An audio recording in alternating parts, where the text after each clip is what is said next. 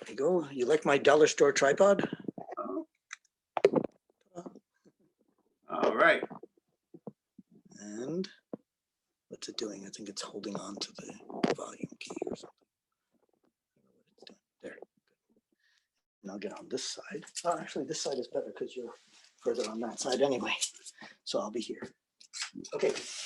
So I do this like a 42nd Street shell game, which I'm born and raised in, remember? Okay. Where a guy showed up with 3 shells. He would mix up he would put a quarter under one of them, mix them up.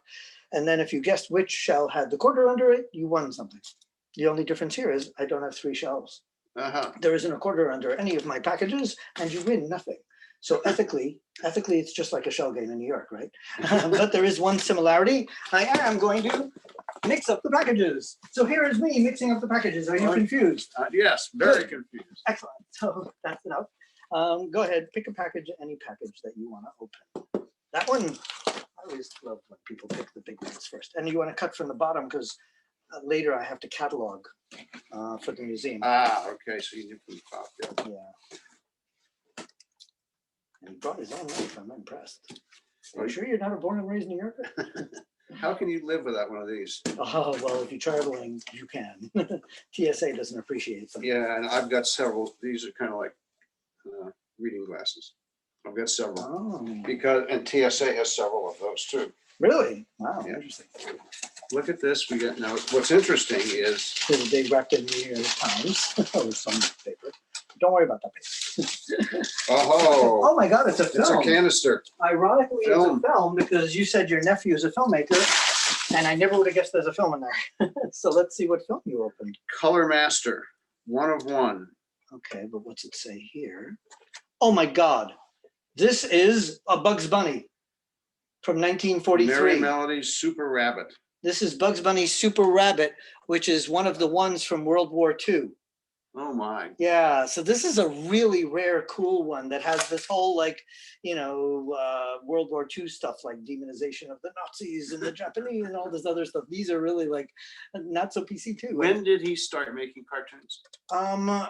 In the early to mid 1900s, but what's interesting about these is that Chuck Jones and all those guys actually worked for the Army, and they did. You remember the Private Snafu films that used to come out?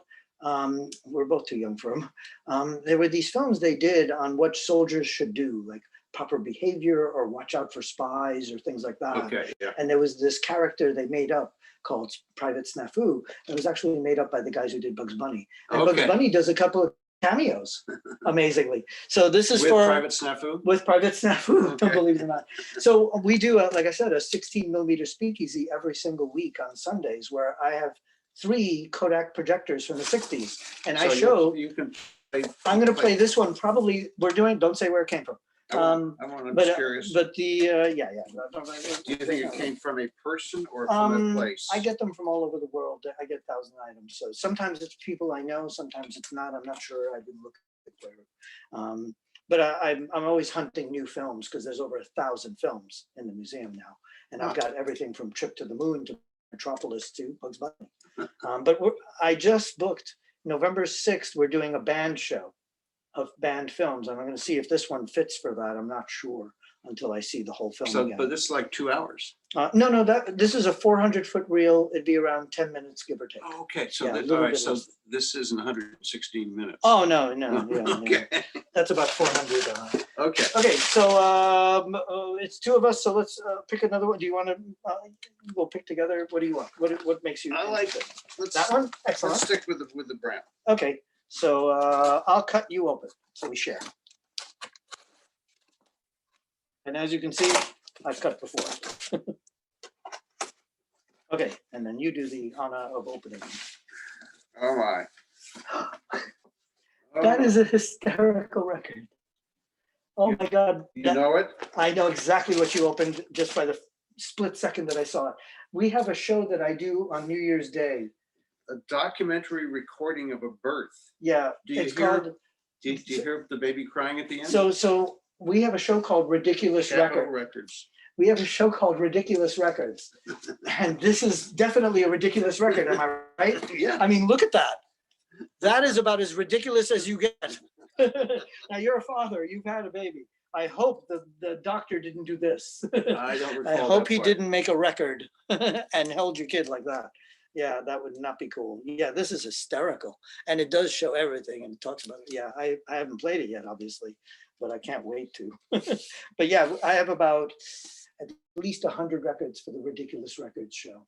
I used to DJ on 7 radio stations. Ah, But the Ridiculous Records show is something I did for fun last year, and it like sold out. Everybody loved it, and I tell the history behind each record. what else? What's, I've got the record Fish Heads. Do you know that song? Fish heads, roly poly fish heads. It was a song in the 80s that was just cheesy as hell. And there's a lot of these funny like religious records that are really hysterical, and they meant them to be hysterical. They wanted people to go ooh and ah. So they made these ironic names, you know, and ironic things like, you know, he touched me. but they thought they were, that people would embrace it, or they thought they would push that, They thought that people would laugh and it would get their attention. and they would be attracted to it. therefore. Right. Okay. But the record, you know, the records are so funny today. They're so, some of them are not PC, some of them are ridiculous. There's one where the guy literally put a coffin on the record and it says, "This is your funeral." And I was like, oh my God. You know, yeah, they're really, really ridiculous. So this one I was dying for. I'd been searching for a whole year to year and a half for this one, and I couldn't get a copy until finally somebody had one.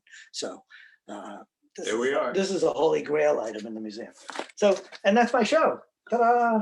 This is a great show. This is really fun. Thanks. I get to have fun for a living. Do I get to look around a little bit too? Yeah, if you'd like to look around a bit, I'm going to pack up some things. Let me say bye to the world. Bye, world. Bye,